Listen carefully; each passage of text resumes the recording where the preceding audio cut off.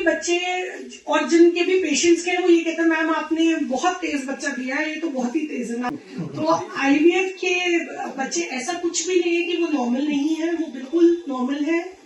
दूसरा कहते हैं कि मैम हमने सुना है कि वो अपना बच्चा नहीं होता, वो दूसरे का होता है। तो ये भी एक गलत धारणा है, वो आप ही का बच्चा होता है अगर आपने डोनर नहीं लिया है तो। अगर आप डोनर ले रहे हैं, अगर हस्बैंड वाइफ नॉर्मल है तो फिर आपको किसी डोनर की जरूरत नहीं पड़ेगी।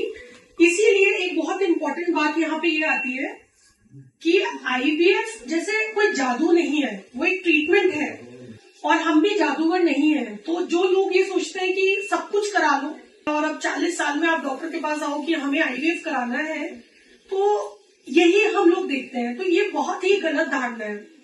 आईवीएफ अगर टाइम रहते आप कराएंगे तो आपको डोनर की जरूरत नहीं पड़ेगी, क्योंकि 40 साल की उम्र में अगर आप कराएंगे तो नेचुरल सी बात है, वो एज नहीं है। बॉडी इस वक्त आपकी बच्चा करने के लिए तैयार नहीं है।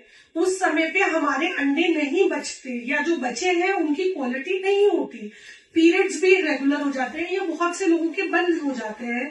जो हस्बैंड का स्पर्म काउंट है और क्वालिटी है वो भी एज के साथ बहुत कम हो जाता है, बेकार हो जाता है। तो एज बहुत बड़ा मतलब एक कारण है सक्सेसफुल होने का आईवीएफ में भी।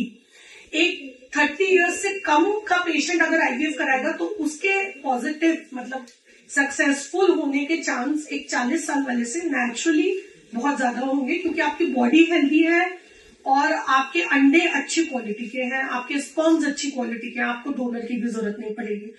तो अगर 1 साल बुक्स में तो कहते हैं कि अगर 1 साल तक हस्बैंड वाइफ साथ में है और उनको बच्चा नहीं हो पा रहा है और कोई प्रॉब्लम नहीं है उनको इंटरकोर्स में, तो उनको मेडिकल हेल्प लेनी ही चाहिए, डॉक्टर को दिखाना ही चाहिए।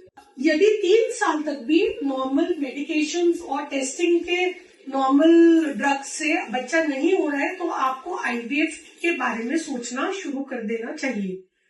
तो यही है कि भाई आप लोग सब लोग बैठे हैं, सब लोग इस तरह के केसेस देखते ही हैं। ऐसा नहीं है कि ये प्रॉब्लम कोई नई है या बहुत अजूबा है। ये आम हम लोग अपने घरों में पड़ोस में बच्चे नहीं हो रहे हैं, जैसे जैसे एज बढ़ती जा रही है लोगों की, शादियां लोग लेट कर रहे हैं, तो वैसे भी इनफर्टिलिटी निसंतान की प्रॉब्लम्स बहुत ज्यादा बढ़ रही हैं।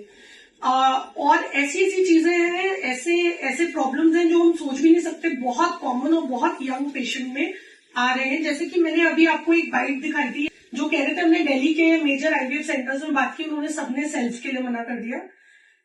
ये सिर्फ 27 साल की है और इनके इतना खराब रिपोर्ट्स थे, मतलब इनका जो एग का क्वांटिटी थी, नंबर था और जो क्वालिटी थी वो इतना था जैसे कि 45 प्लस लेडी का होता है।